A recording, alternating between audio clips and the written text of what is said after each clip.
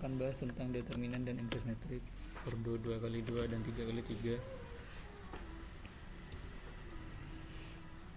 Ini adalah rumus untuk determinan metrik ordo 2x2. Jadi di sini ada metrik A. Metrik A ini anggotanya adalah A, B, C, dan D. Nah, untuk determinan sendiri simbolnya sama seperti nilai mutlak. Nah, untuk menentukan nilai dari determinan, kalian cukup mengalikan A dengan D dikurangi B kalikan C. Jelas sampai sini?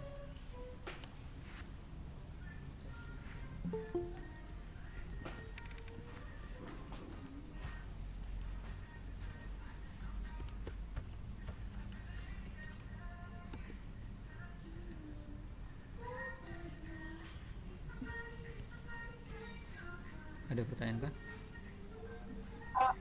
Ya. Nah, ini contohnya biar lebih paham lagi. Di sini ada metrik A, kita mencari determinannya. Jadi tinggal kalikan saja 6 dengan 5. Kemudian dikurangi dengan 3 kali 4. Nah, di sini 6 kali 5 dikurangi 3 kali 4. Hasilnya adalah 18. Ini yang disebut dengan determinan A.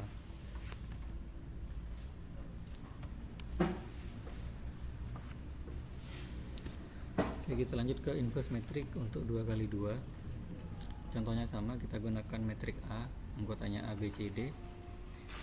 Perbedaannya adalah untuk A inverse, caranya adalah kita mencari dulu determinan. Setelah dapat determinan, kita cari adjoint metrik untuk 2x2. Ini kita sebut dengan adjoint. Tapi untuk adjointnya ordo 2x2, caranya adalah kalian tukar posisinya A dengan D. Posisinya A dengan D kamu tukar. Kalau sudah, untuk B dan C kamu kalikan dengan min 1. Jadi untuk B dan C kamu kalikan dengan min 1, sehingga seperti ini, D, min B, min C, dan A. Hasilnya nanti tinggal dikalikan dengan 1 per determinan.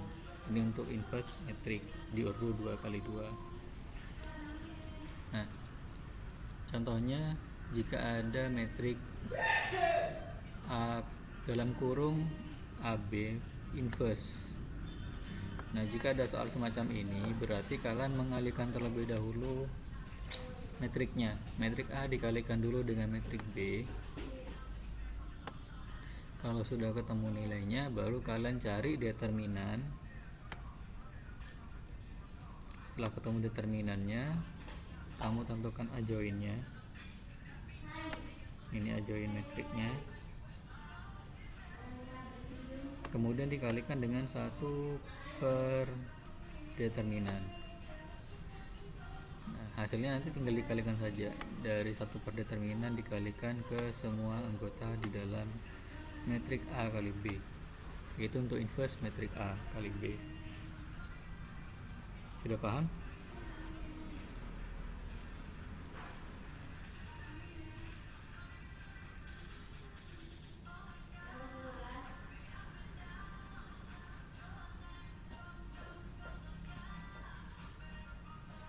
Oke, kita lanjut kalau sudah paham. Nah, di sini kita akan bahas juga perkalian mencari metrik X. Metrik X ini adalah metrik yang akan kita cari. Konsepnya sebenarnya mirip dengan perkalian ketika 4X itu sama dengan 12 misalkan. 4X sama dengan 12, nilainya berapa? Untuk nilai X nya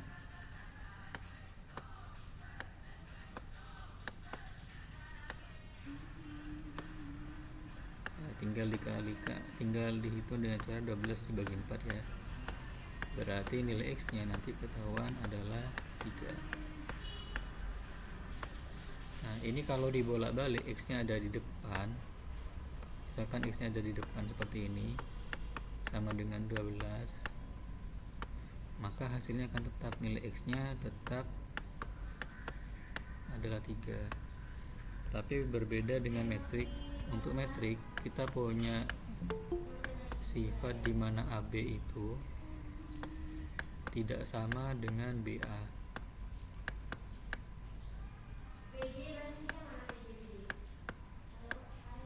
Nah, jadi karena AB itu tidak sama dengan BA, sehingga kalau posisi A ada di sebelah kiri X, maka nanti penghitungannya untuk mencari X dengan cara A inverse dikalikan B. Sama halnya jika XA, berarti A nya ada di sebelah kanan X, berarti nanti posisi A inverse juga berada di sebelah kanan dari B. Jelas sampai sini?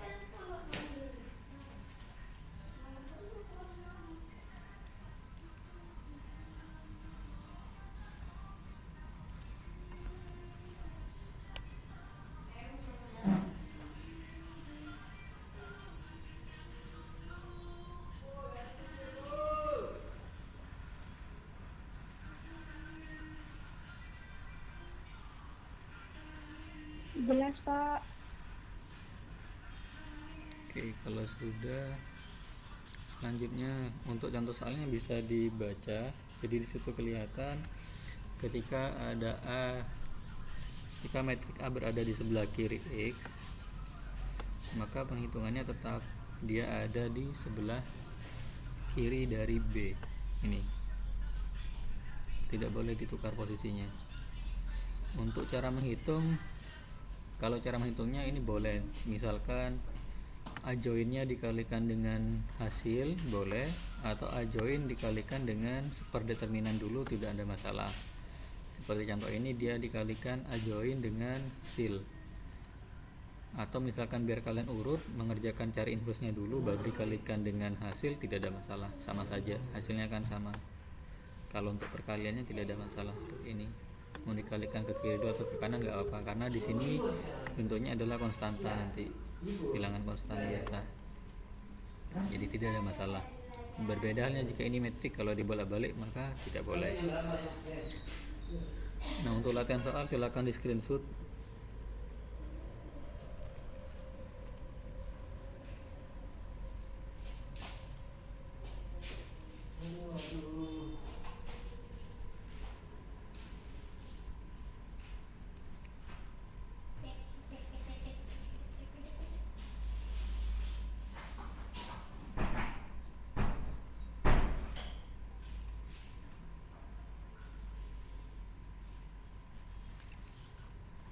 Sudah screenshot? Sudah, Pak. Oke. Sudah, Pak. Kalau sudah kita lanjut. Dimasukkan ke yang Kenapa suara putus-putus? Yang ini juga di screenshot juga. Tadi ada apa?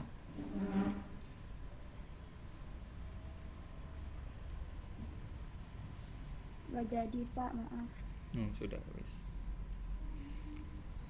Nah, di sini untuk contoh, untuk latihan soal yang kedua ini ada pertanyaan cara mengerjakannya.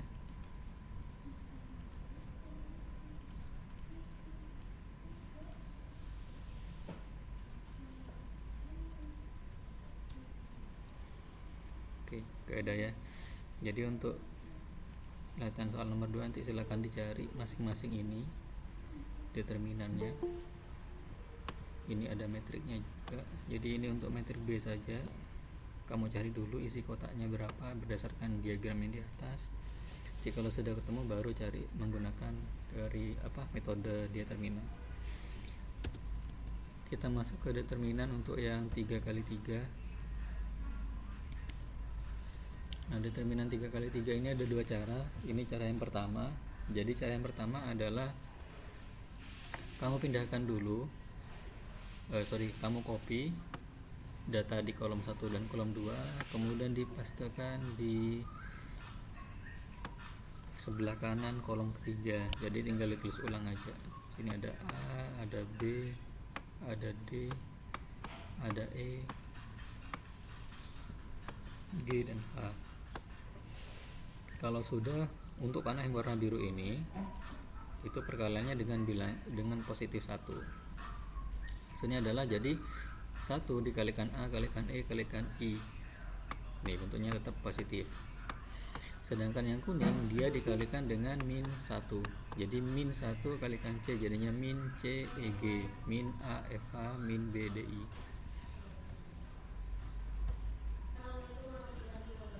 Nah, ini untuk perhitungannya.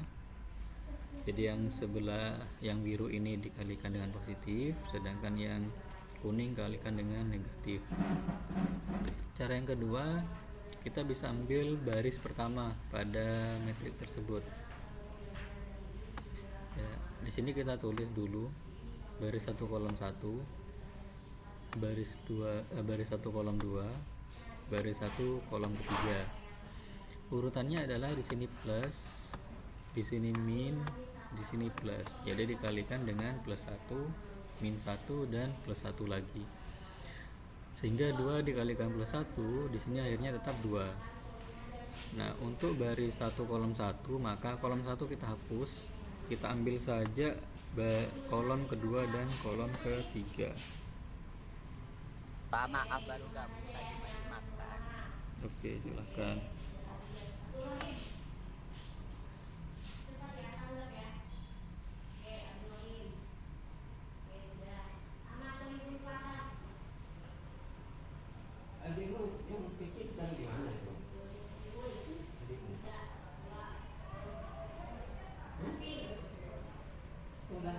Dititipkan ya.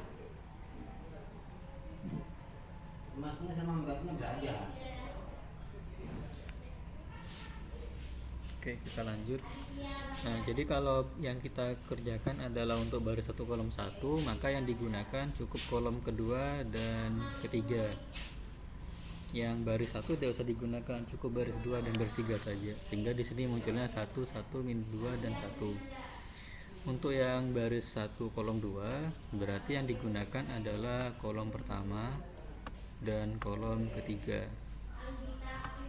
Jadi min 2, 1, min 1 dan 1. Begitu juga untuk kolom yang ketiga baris 1. Berarti yang digunakan ini adalah kolom 1 dan 2. Ingat baris pertama sudah tidak digunakan karena diletakkan di depan determinannya. Seperti ini. Kalau sudah, maka yang di determinan silakan dikerjakan lebih dahulu. Kalau sudah baru dikalikan dengan bilangan di sebelah kirinya. Nah, mau menggunakan determinan yang pertama atau determinan yang kedua untuk metrik 3x3 harusnya bernilai sama, jadi bebas, terserah kalian. Lebih mudah yang mana silahkan kalian gunakan. Oke, untuk cara mengerjakannya ada pertanyaan?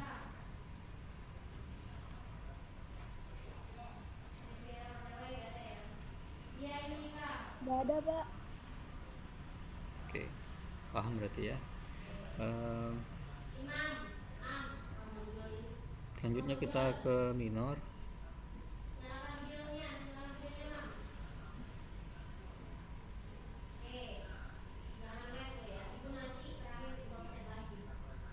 Untuk minor ini Bapak sarankan penulisannya seperti ini ya. Jadi minor 11, di bawahnya minor 12, minor 13. Di sampingnya baru kalian ngerjakan minor 21 sampai 23, kemudian minor 31 sampai minor 33. Nanti biar lebih mempermudah ketika kalian menghitung atau menyusun join dari metrik 3x3. Nah, jika kita pakai minor 11, artinya baris pertama dan kolom pertama kita hapus. Sisanya, anggota yang tersisa kita gunakan untuk mencari determinannya. Ya, kemudian jika kita pakai M23, artinya minor baris 2 kolom 3. Sehingga baris kedua kita hapus, baris keduanya dihapus, kolom ketiganya juga dihapus. Nah, yang tersisa kan tinggal A, kemudian B, G, dan H.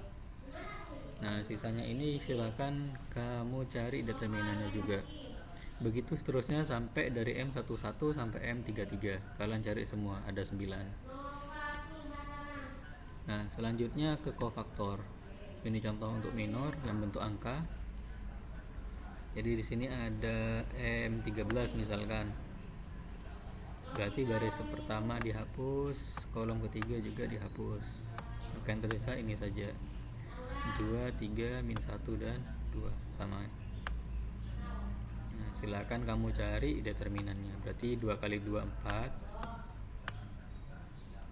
kemudian 3 kali min 1 kan min 3, ini hasilnya sama dengan min 3. Karena rumusnya tadi determinan adalah AD min BC, sehingga min ketemu min jadinya plus di sini, hingga jadi 3 jadinya 7. Nah, ini untuk M13. Oke, kita lanjut ke kofaktor. Kofaktor ini disimbolkan pakai alfa IJ. Caranya adalah min 1 dipangkatkan dengan I plus J.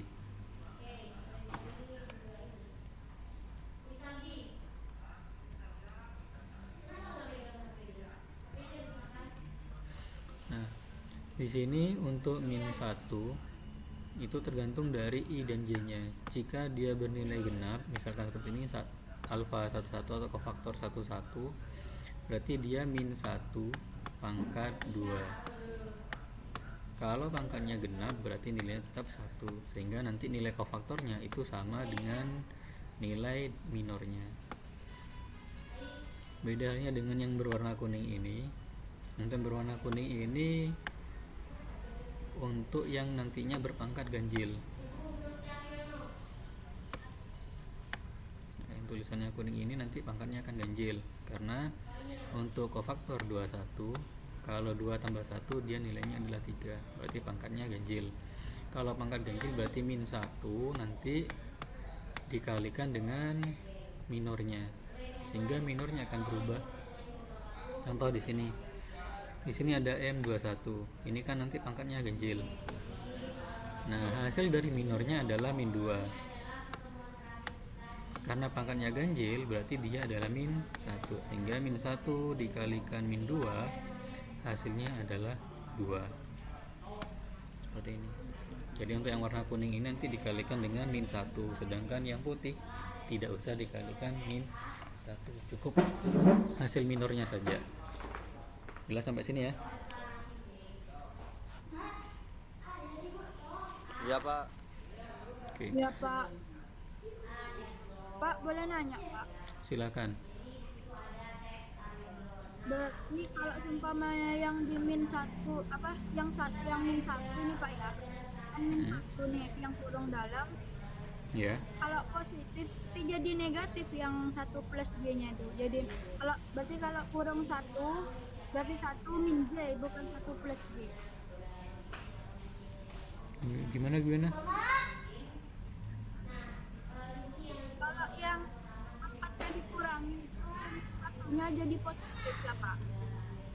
Yang dikurangi pangkatnya jadi positif. Ya, kalau hasilnya genap bilangannya dia jadi positif. Pak, makasih. Oke, sama-sama. Yang lain?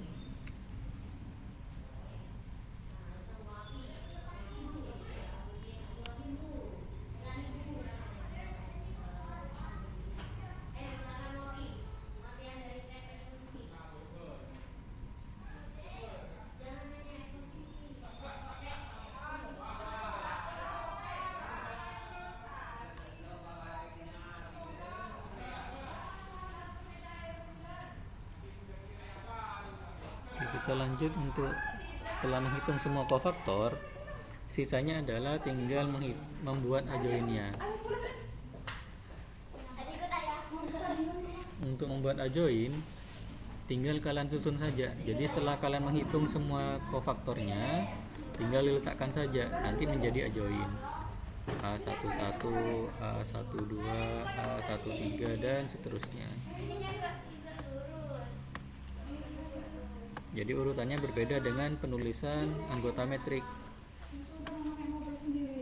Kalau anggota metrik itu dari kiri ke kanan, kalau metrik biasa itu dari kiri ke kanan seperti ini. Tapi untuk adjoin urutannya dari atas ke bawah. Jangan sampai tertukar saat menuliskan. Nah, Berarti di sini untuk menghitung ajuannya seperti ini ya. Jadi cari dulu kofaktornya dari A1 alfa 11 sampai alfa 33. Kalau sudah ketemu tinggal dituliskan saja.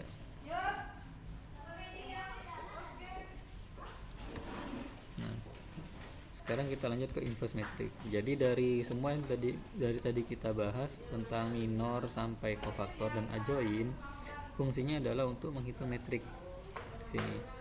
Sehingga untuk rumus inverse ini, inverse metrik A pangkat min 1, rumusnya adalah A join A dibagi dengan determinan A. Nah, jadi nanti untuk mencari inverse memang semuanya cari dulu determinan, baru nanti setelah ketemu determinannya dicari A joinnya masing-masing. Bedanya cara menghitung saja. Kalau 2 kali 2 tadi A dengan B ditukar, A dengan D ditukar, kemudian B dan C dikalikan min 1 masing-masing.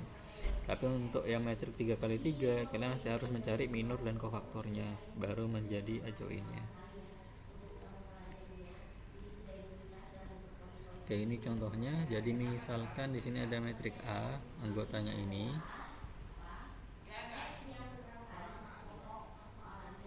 Nah, di sini kita cari dulu kofaktor satu-satunya berapa sampai kofaktor 33 berapa. Kalau sudah dihitung semua, tinggal kita cari determinannya. Setelah determinan kita temukan, baru masuk ke rumus inverse seperti ini. Nah, jadi 1/2 min 1/2 dikali min 7 min 1/2 kali 6, nanti ada hasilnya berapa, tinggal hitung saja.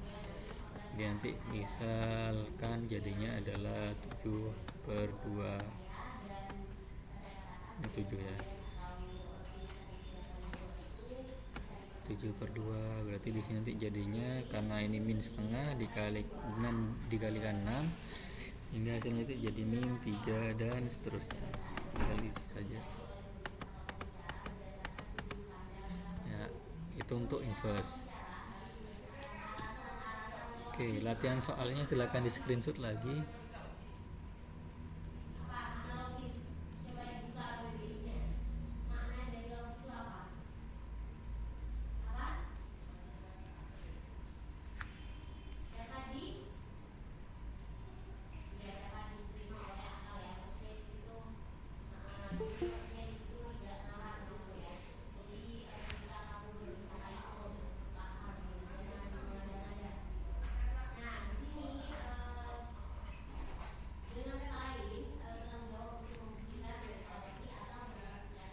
Oke, kalau sudah, kita lanjut. Nah, ini adalah penerapan fungsi determinan nanti untuk menentukan atau menyelesaikan sistem persamaan linear 2 variabel dan 3 variabel. Nah, ini contohnya kebetulan yang 2 variabel, jadi hanya ada X dan Y saja. Kalau biasanya kita menghitung dengan cara eliminasi dan substitusi untuk menentukan nilai X dan Y, di sini kita akan memanfaatkan determinan untuk menentukan nilai X dan Y-nya. Nah, jadi caranya kalian buat dulu anggota metriknya. Kita ambil konstantanya saja. Misalkan konstantanya 3, 2, kemudian 2 dan 5. Jadi harus berurutan cara penulisannya biar tidak salah menghitung juga nanti. Nah, kemudian kalau sudah kita urutkan. Jadi nanti dalam pengerjaannya silakan disesuaikan dulu posisinya. X nya letakkan di sebelah kiri, Y sebelah kanannya, baru nanti kalau 3 variabel berarti Z sebelah kanannya lagi. X itu kolom pertama, Y itu kolom kedua, sehingga nanti urutannya ketika dikalikan lebih mudah, X dan Y seperti ini. Kalau ada 3 variabel nanti di sini tambah Z, kalau nanti yang 3 variabel. Nah, tinggal sama dengan hasilnya kita tulis. Ini 46.000.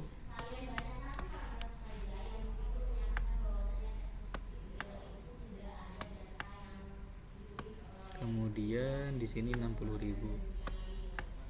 Jadi biar berurutan, silahkan diurut dulu kalau ada soal supaya mudah dalam menentukan anggota dan variabelnya. Ya.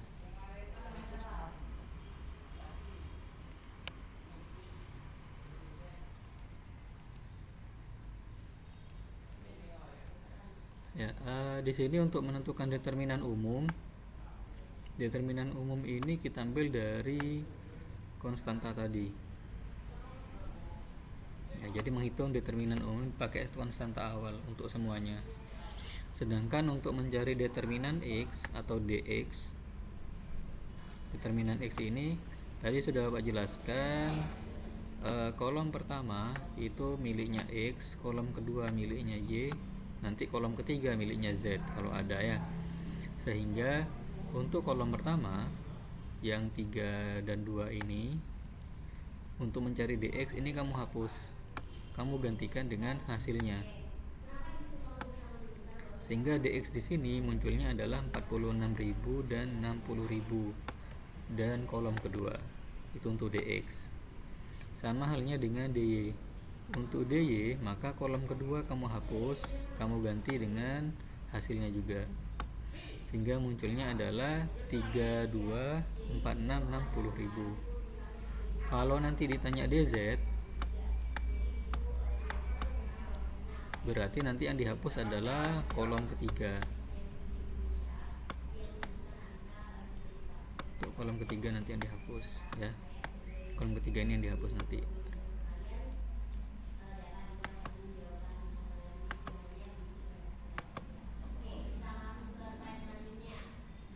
Untuk itu nanti tinggal dihapus saja yang kolom ketiganya. Nah, ingat ini hasilnya adalah hasil dx nya saja, bukan nilai x nya. Untuk mendapatkan nilai x seperti ini, x nya kan 10.000, y nya 8.000, maka yang perlu kalian lakukan adalah ini. Kalau x berarti rumusnya adalah dx dibagi d. Nanti kalau yang dicari adalah y, berarti rumusnya adalah ya dy dibagi dengan d. Betul. Kalau nanti ada 3 variabel, berarti z ini caranya adalah dz dibagi juga dengan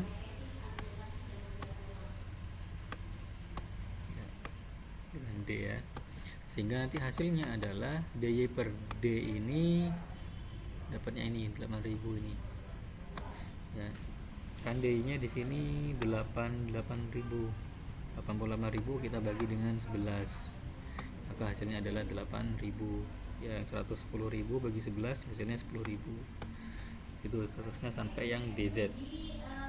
Oke, mungkin ada pertanyaan untuk materi KD 3.4. Berdapat. Paham semua ya? Oke. Kalau sudah paham berarti materi KD 3.4 sudah selesai semua. Nah, untuk pertemuan berikutnya kita akan bahas soal-soal lagi seperti biasa. Minggu berikutnya langsung ulangan.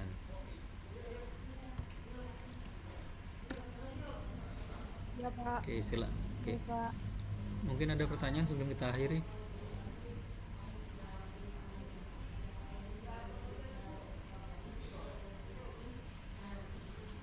Yang kan sama Bapak disuruh SS ya Pak, awal sama Iya. akhir.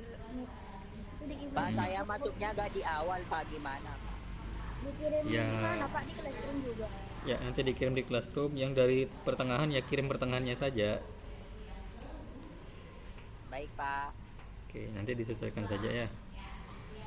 Nah, kalau sudah paham semua, untuk tugas classroomnya Pak kirim, silahkan dikerjakan. Begitu juga dengan hasil screenshot yang tadi, yang 3 latihan soal itu juga nanti dikerjakan di buku tulis. Baik, Pak. Oke. Baik Pak. Oke, sekian dari Bapak. Jangan lupa di screenshot dulu sebelum live dari Google Meet-nya untuk absen nanti. Sekian dari Bapak. Jika ada salah kata dan perbuatan, kami minta maaf. Terima kasih. Assalamualaikum warahmatullahi wabarakatuh. Waalaikumsalam warahmatullahi wabarakatuh. Waalaikumsalam.